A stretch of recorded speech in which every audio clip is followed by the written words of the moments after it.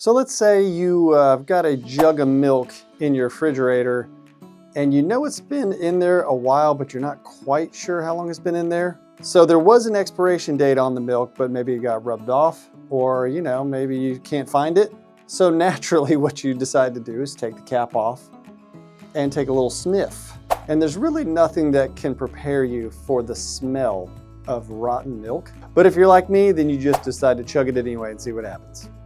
I'm just kidding. I don't chug rotten milk, but sometimes houses that have been sitting on the market far too long, those are the types of houses that are probably overpriced. They may not smell like rotten milk, but there might be something wrong. Hey everybody, my name's Tim Gibson and my channel is all about rotten milk. No, I'm just kidding. It's all about real estate in North Georgia. Please subscribe if you haven't already, and if you are thinking about moving to the area, or if you are considering listing your home in North Georgia, please reach out. My contact info is right on the screen. So during your home search, you're probably browsing around on something like Zillow or maybe Realtor.com. Usually when I have a buyer that keeps seeing the same house in their search over and over again, they will say like, I wonder what's wrong with that house. So that is the biggest way that we can really tell if a house is overpriced, is if it's been on the market far too long when compared to other properties in the area. So like I said, days on market is a good indicator for whether a house is overpriced or not. What you want to do is you want to look at the median days on market for your area. Then you want to take a look at houses and see how many of those have been on market, right at that median or more. So for example, I pulled up the Forsyth County, Georgia, median days on market for residential detached houses. This is February 2025, and we're looking at January numbers. So for Forsyth County, the median days on market is 28 days, and there are a total of 656 active listings currently. So 442 of those houses have been on market at or more than the median days on market, which is 28. Then I thought what else would be interesting is to go, okay, well, let's see how many houses have been on the market for double the median days on market. And I thought this was a little bit surprising, but we are early on in the year and people don't buy a ton of houses early in the year. There's like 300 houses that have been on the market in Forsyth County for 60 or more days. Then I took it one step further and I said, okay, well, let's look at triple the amount of days on market. And what we found is there's 199 houses that have been on the market in Forsyth County for 90 or more days. So if you look at it, about half the amount of houses have been on the market for 60 or more days. And then about a third of the houses in Forsyth County have been on the market for 90 or more days. Does not necessarily mean that every single one of these houses has been drastically overpriced and you can just lowball all of them. So if you're looking for a house that's been on the market for double or triple or maybe even more than median days on market, that probably means that that house specifically is a little bit overpriced. So another indicator that a house is a little bit overpriced or maybe a lot overpriced is when you see a lot of price reductions in a short period of time. So let's just say, for example, the average house price in an area is about $500,000. And let's say you see a house that goes on market at maybe $600,000, when it probably should be priced a little bit closer to that average sale price. Usually that means you have a seller who believes that their house is worth a little bit more than what the market will bear.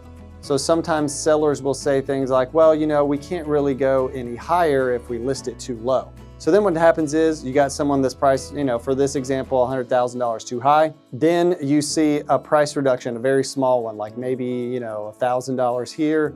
Then another weekend goes by and then you see another $2,000 reduction, and then a $5,000 reduction, and then a $10,000 reduction. And all that shows to a real estate agent like myself or, educated buyers out there is that the seller has listed too high. They believe their house is worth a little bit more than what the market will bear. And now what's happening is they're trying to chase the market. So they keep reducing to try to get an offer, and they keep reducing to try to get an offer.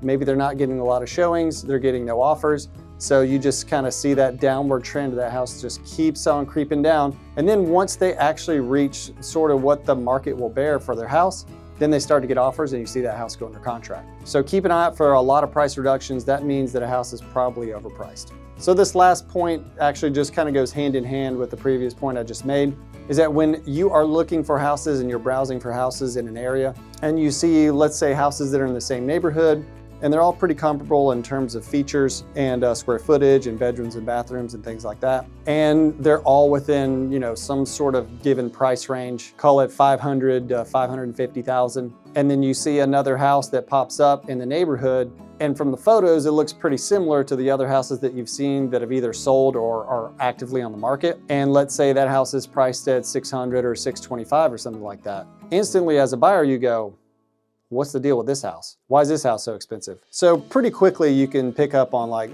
I mean, this house looks nice, but how much nicer is it than these other ones?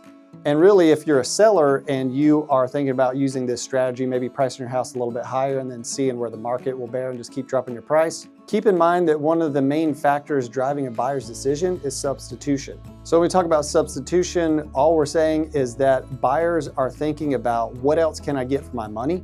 And so if they can get a house at $550,000, that's pretty similar to a house that's priced in the same neighborhood at something like $625,000. So maybe the kitchen counters aren't as nice, maybe the bathrooms aren't quite as up to date, or the flooring is a little bit dated when compared to that more expensive house in the same neighborhood. A lot of buyers may say, well, you know, even though this house is a little bit nicer, it's not really worth $75,000 more to me, so I may make an offer on the house that's a little bit cheaper. Especially when you're in an environment like we are right now, where the interest rates are high, inflation's high, everything's expensive. Typically, buyers are going to take that cheaper option, especially when the two houses are comparable. So from a buyer's perspective, how are you going to negotiate when you are wanting to make an offer on a house that looks like it's overpriced? I'd say first and foremost is put yourself in the seller's mind if you can, and think about what the seller's thinking about. The main thing on a buyer's mind is, what is my net? After everything the seller has to pay, how much will they walk away with at the end of the day?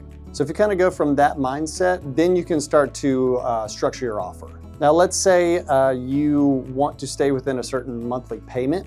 Of course, you are going to want to get the house at the cheapest purchase price as possible, but you also have to factor in closing costs.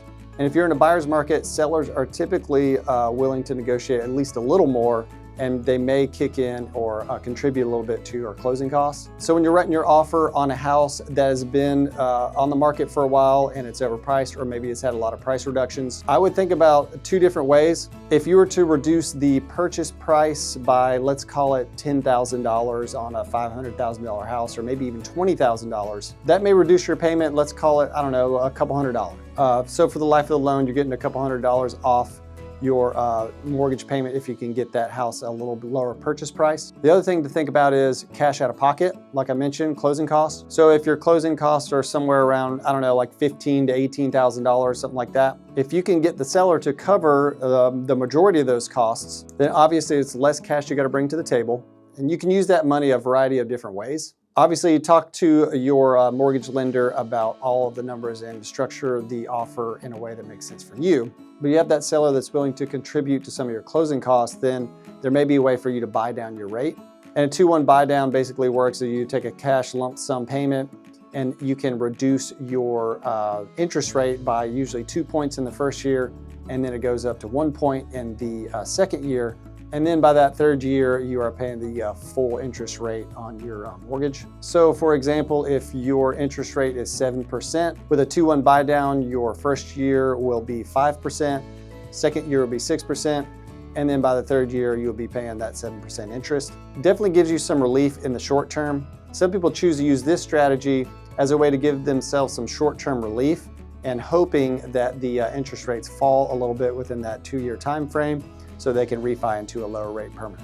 So keep in mind, when you are asking for seller contributions or seller paid closing costs on the contract, depending on the loan type and the down payment amount, there's a maximum allowed seller contribution for each of these loan types and down payment amounts.